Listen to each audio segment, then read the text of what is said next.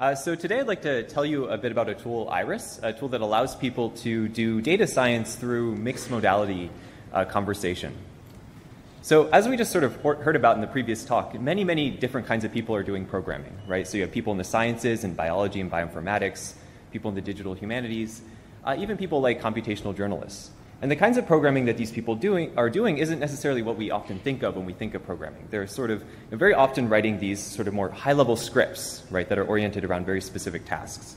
So for example, maybe one of these scripts looks something like this. I'd say I want to analyze, the emotional content in Donald Trump's tweets. I might go out to some APIs like the Twitter APIs, grab these tweets, then find some, topic modeling tool, some off-the-shelf tool, apply that to the data I just collected, and there you go, I have a script, right? So these are the kinds of things that people are interested in doing, and I think these sort of populations are people we should be designing for in the tools we're providing them. So, for example, these people might understand the mechanisms that they want to use, but maybe not the API details or the syntax of the given language that they're interested in. So maybe you have a biologist, for example, they know they want to do a Mann-Whitney U-test, but they're not familiar with sklearn or the details of Python syntax. Or maybe people understand traditional programming, but they just want a faster route, right? So if you go out and talk to many people in this space, they'll often say things like, I just really don't want to have to write a program here. Or similarly, people sometimes want to write this sort of fast idea of exploratory or throwaway code that won't be used again in the future. So if we think about the sort of design space we have here for creating interfaces around this, we sort of have the spectrum, right? Where on one side we have these constrained interfaces, right? So things like GUIs. These tend to be relatively easier to use, but they kind of limit the complexity of the task that we can accomplish. And then on the other hand, you have stuff like programs and APIs, right? Which are very expressive, but tend to be harder to use in practice.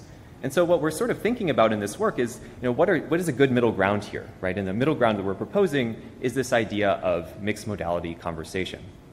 So this is actually inspired by some work in sociolinguistic theories. So there's a theory called conversation analysis theory that sort of understands sort of how humans work through back and forth conversation to express these complex ideas, right? So an example of this is, maybe I say something like, get tweets, right? And that's very underspecified, like what does this mean? Well, then maybe you or the system comes back and says like, well, whose tweets or what tweets, right? Then I say Donald Trump, and now we have sort of enough information to sort of fully parameterize, the meaning of what we're asking, right? Effectively to write this sort of program. Similarly, we can sort of build off the meaning that we just created, through follow-on downstream statements. So now if I have a particular topic analysis tool in mind, I can say, well, I want to look at the signals in those tweets with that tool, and then we can sort of build on that, meaning to extend the program in this way. So that's the basic idea here. And so maybe something you're thinking is, well, but just language is not precise, right? Language is famously ambiguous, right? So if I just say, oh, I want to do a t-test, well, what kind of t-test? What kind of data? What's going on here, right? Well, so that's true. Language is not precise, but in some sense, the thesis of this work is that, well, language is not precise, conversation is, right? So through this process of iterative back and forth conversation, we can build up these really precise meanings about what we want to do. So there's a huge set of related work in this space. There's a lot of work on dialogue systems that provide scaffolds or frameworks that allow us to sort of build up these interactive conversations.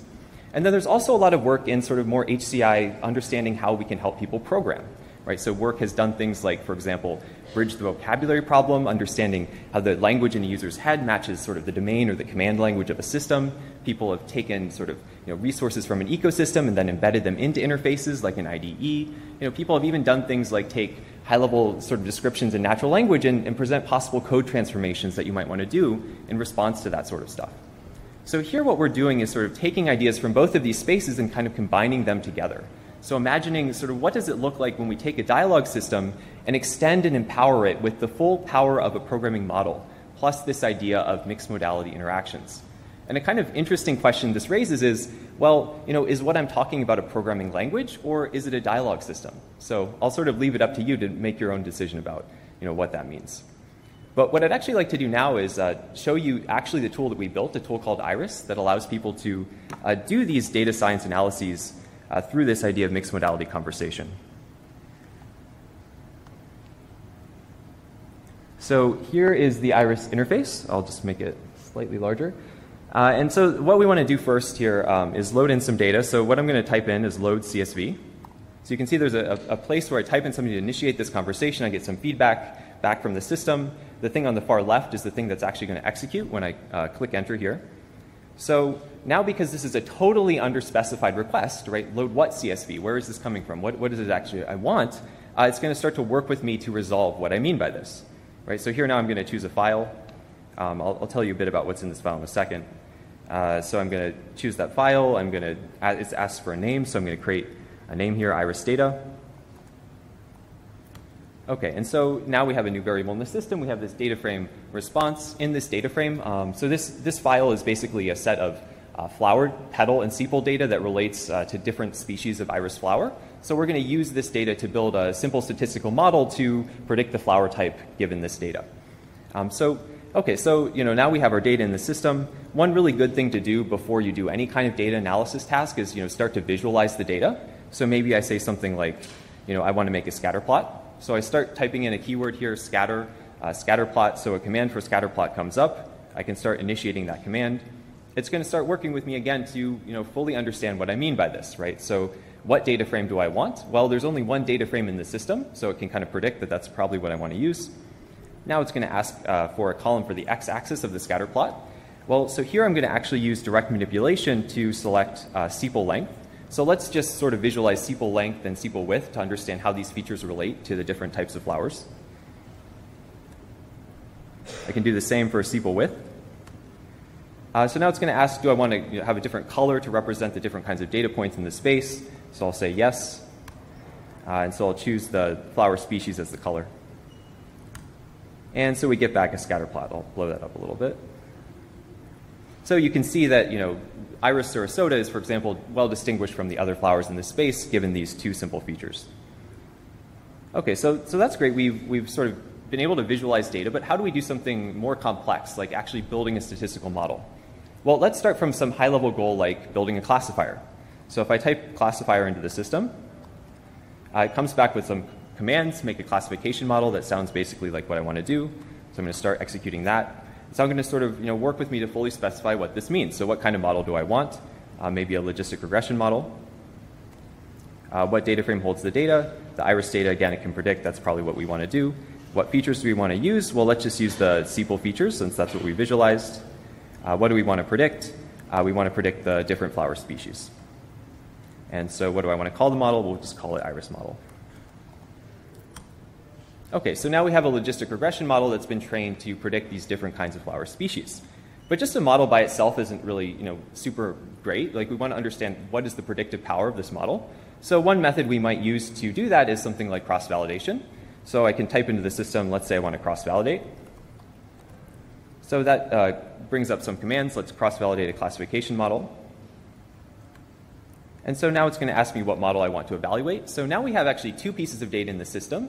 But Iris can leverage the type system and understand that the data of type model is probably what we want to use here.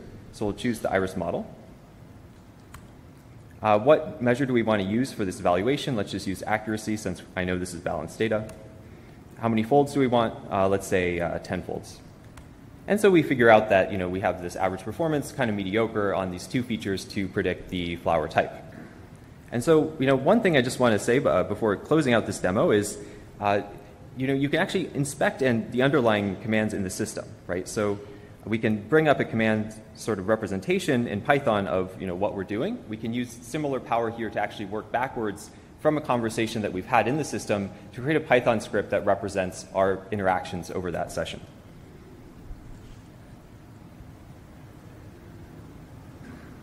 Okay, so I'll move back to the talk.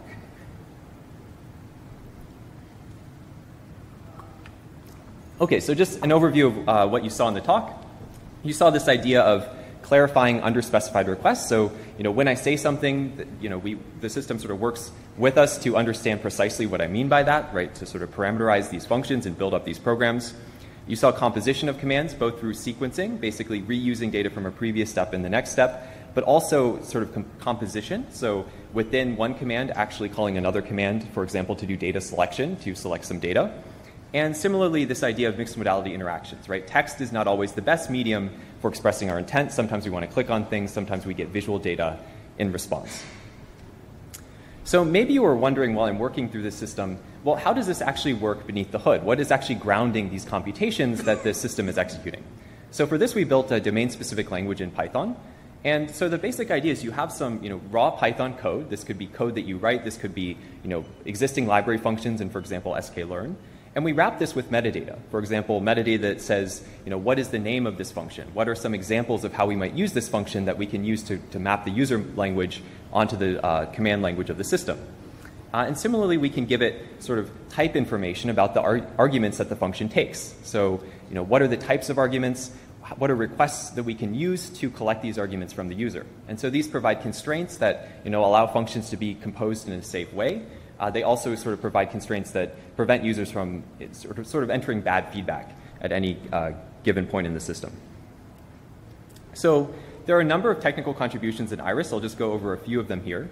The first is that this is actually a full programming language, right? So beneath the hood, we actually have built a full programming language that's doing the sort of stitching together of these grounded Python functions. So it's actually Turing complete. You could write arbitrary programs in this thing. Not that I would recommend you do that.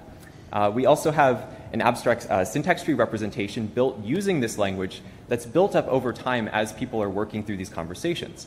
And so what this allows us to do is work backwards, from the program that we've constructed to, transpose that back into Python code when people export their scripts. Similarly, we have this, Python domain-specific language, which I just went over. And again, the high-level goal here is that we're trying to explore how we can sort of, extend dialogue systems as an interface with programming languages, right? So, and to do this, we have novel interactions, things like dynamically composing commands within other commands, or even generating new commands, right? So, given user input, actually creating partial functions that then can be applied as new commands in the future, right? And of course, we have mixed modality interactions, or these interactions that are going beyond text. So, we evaluated Iris through a user study where we compared it against sort of existing tools like Jupyter Notebook, like these sort of interactive data analyses that we've just been hearing about in the previous talk. And so the idea was we found 8 programmers who were relatively experienced but not super expert in things like sklearn. We pre-populated a Jupyter Notebook with a bunch of sklearn functions that they need to use to complete the task. So in some sense, this is a very conservative benchmark. People had a lot of help with the Jupyter Learn condition, very little help with Iris. And to our surprise, we actually found that nonetheless, people still perform the task significantly faster in Iris, more than 2.6 times faster on average. So here we have the time in seconds on the y-axis, the participants on the x-axis, and this was a statistically significant result.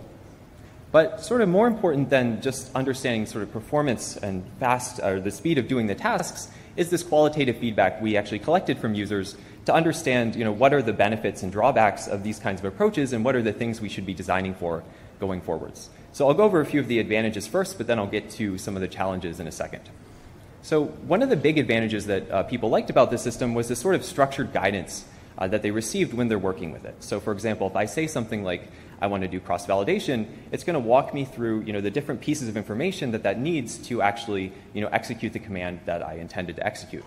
Similarly, people really liked just the fact that this was faster. They could type in keywords, execute these functions, and start moving through these programs. Similarly, they liked that they were able to write really arbitrary code using the system, right? The kinds of things that they would do using Python or using R.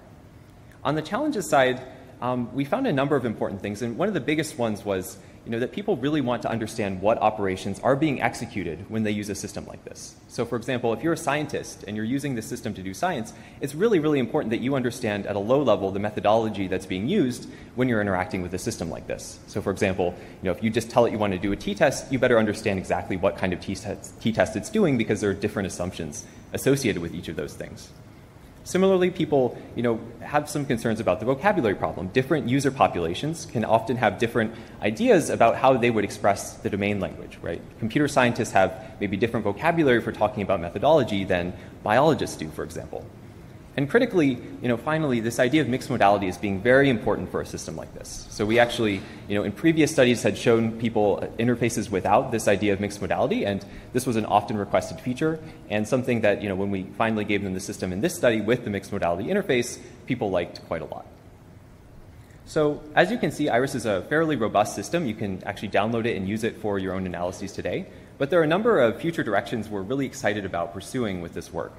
And the first of these is really this idea of higher level guidance, right? So, I referenced this idea of, well, what t-test should I be using? This is something we currently assume that when you're using Iris, but that doesn't have to be the case. right? Can you work with a system like this such that you sort of give it your assumptions, it can test some of those assumptions, and it can actually work through and help you, choose the kind of methodology that you should be using.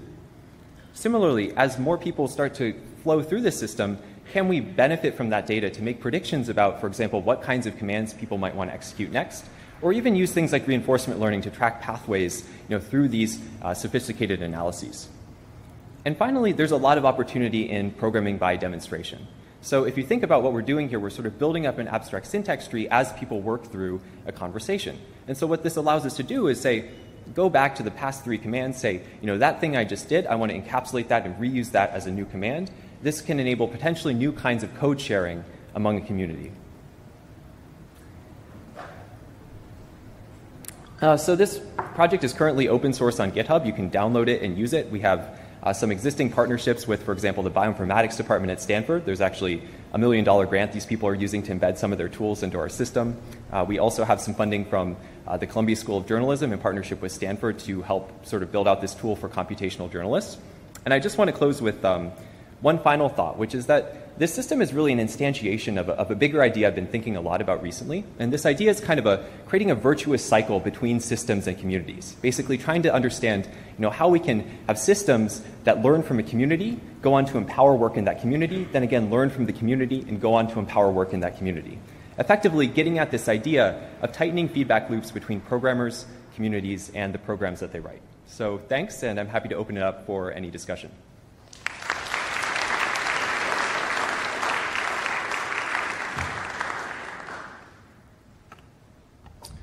Hello, Tim George. I'm a designer for Jupyter Lab and Jupyter Notebook.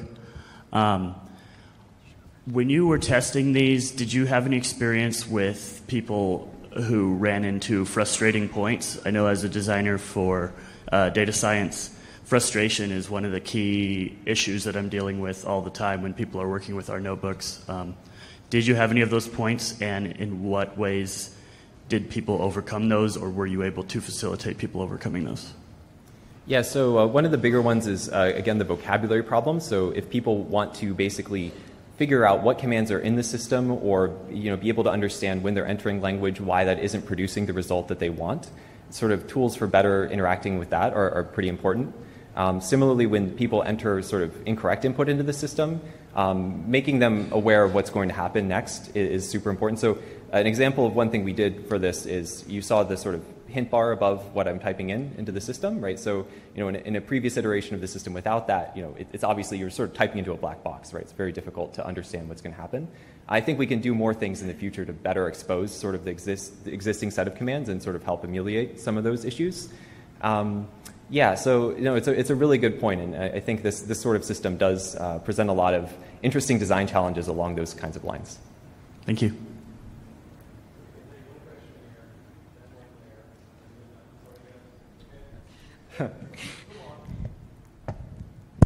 I'm short.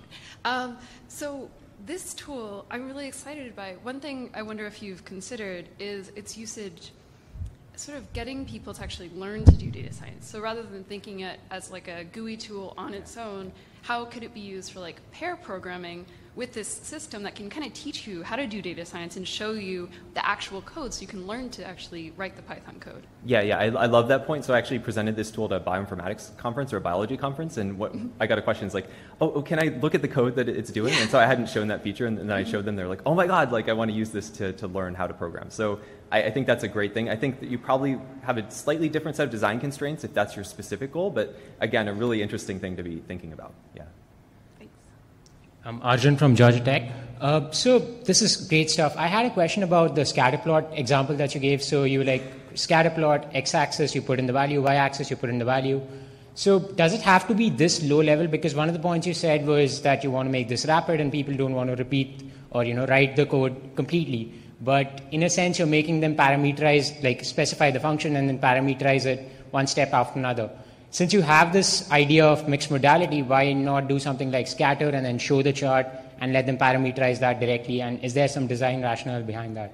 Yeah, no, that's a great point. So we're exploring actually sort of more interactive data manipulation stuff. So that's It's just something we haven't quite gotten to yet. As you can imagine, the infrastructure for creating those sort of interactions is a little bit more difficult. But basically, having the system make more assumptions for a user and then having the user validate or iterate on those assumptions is a really cool idea and something that we're currently working on. I think that sort of fits in with that idea. Yeah.